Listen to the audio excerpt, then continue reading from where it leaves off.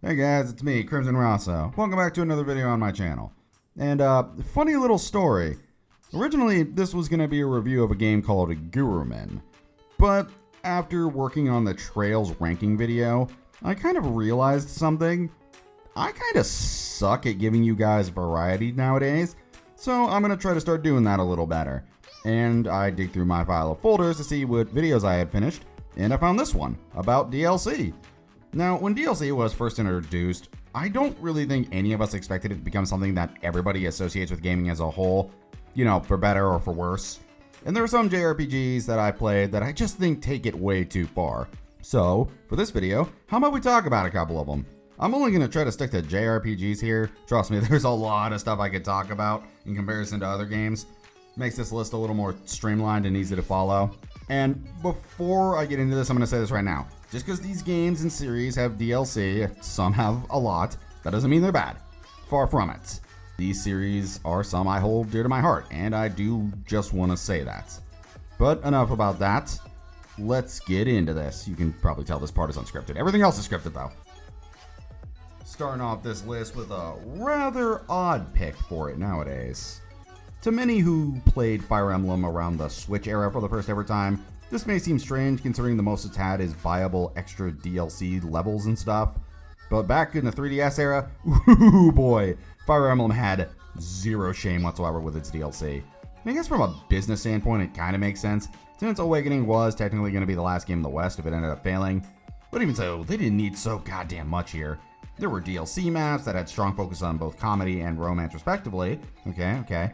DLCs really could unlock special characters from older titles that were more than just cardboard cutouts with stats. Okay, kind of weird. DLCs with stat boosters. Seems a little much. DLCs with epilogue style content, which I do admit was pretty fun, but it doesn't really change just how insane all of this was. This continued into Fates as well, where they literally locked one of the game's routes. That's basically the only way to get every character on the team behind DLC. It was downright ridiculous. Thankfully, this game got the backlash it deserved, and as a result, Nintendo, or whoever works on Fire Emblem nowadays, keeps the DLC to stuff like season passes. But man, that 3DS era was a massive blight on an otherwise great series. Yeah, probably one of the two most obvious no shit picks for this list if we're being real here. Now, the Persona series, created by Atlus, has been without a doubt responsible for creating some of the most standout of their respective gaming generations. It's a spin-off series that without a doubt outshines their mainline series SMT at points in terms of popularity. But of course, with that kind of popularity comes Atlus's unstoppable urge to milk the shit out of much money of its fans as possible. And oof, they go hard on these. Now, an easy target is of course the insane amount of stuff they have in shops, like all the outfits, which, fun fact, used to be stuff you could just unlock in older games through quests, but now are all paid cosmetics. Funny how that works, huh? Alongside this were all the extra special personas that are references to the older games. Most of these just outclassed the ones you got in-game, to the point where it felt like cheating to use them in your runs of the game. And while I'm focusing a lot on Persona 5, that is really not the only problem here. This video is titled Series for a clear reason. Another I can point to is all the outfits and extra songs you can buy in the dancing games. Or if that's not enough, the fact that there is an actual option to pay money to get new navigators in the pretty fun Persona Q games, which don't really do anything other than just change up who's talking to you through the earpiece. Like, there's a very fair reason Atlus gets called a very greedy company with how much DLC is buyable from the stores. Its only real saving grace is that it never gets overly pricey to buy them by themselves. It does get bad when you go for bundles, and Persona 5 Royal ports apparently some with all the DLC, even if there's that really stupid aspect of Royal where you can buy entire outfits for Kasumi and you only get her for like 1.5 dungeons. It's ridiculous. It's just nuts. I haven't even covered everything either, but covering it would take too long, so I'm just going to move on to number 3 now. Man, looking at this kind of script now, holy shit, this was made a long time ago, because the first ever line on the Trails section is, going from a series I'm very well versed in to a series I'm completely new to seems like a pretty fun thing to do. That is crazy how much time has flied.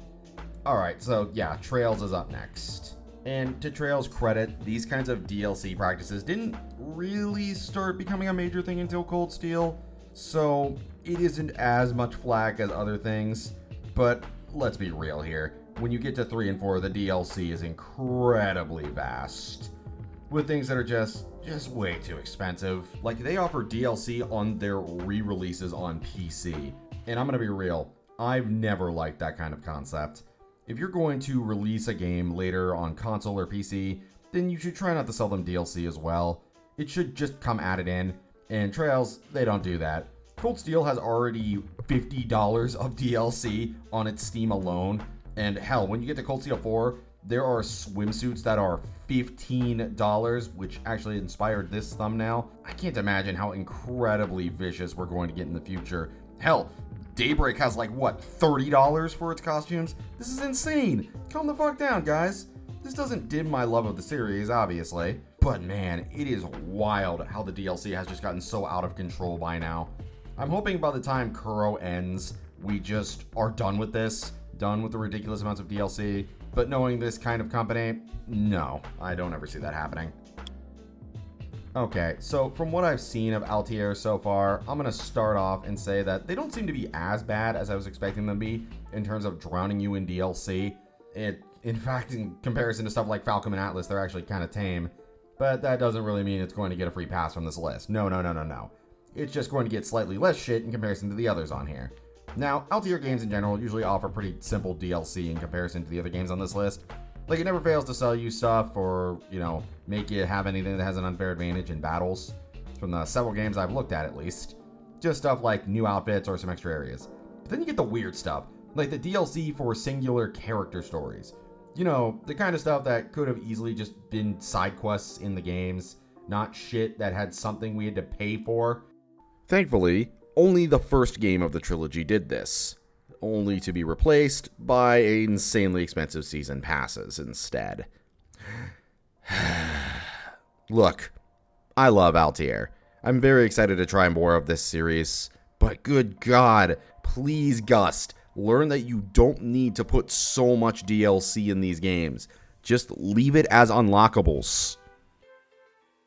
Yeah, it should not be much of a surprise I not only put Tales games on this list, but I kept the best for last.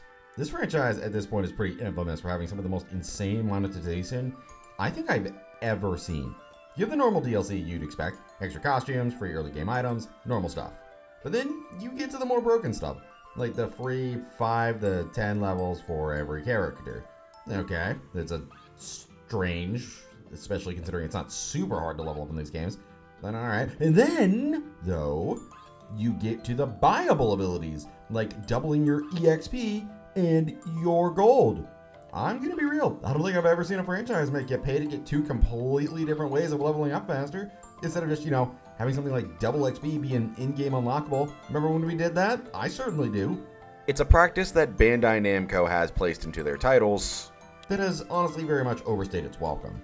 I'm hoping that their next Tales of title will move away from this, but considering how just awfully they treat this series, I don't think I even need to bring up the fact of all those delisted games recently.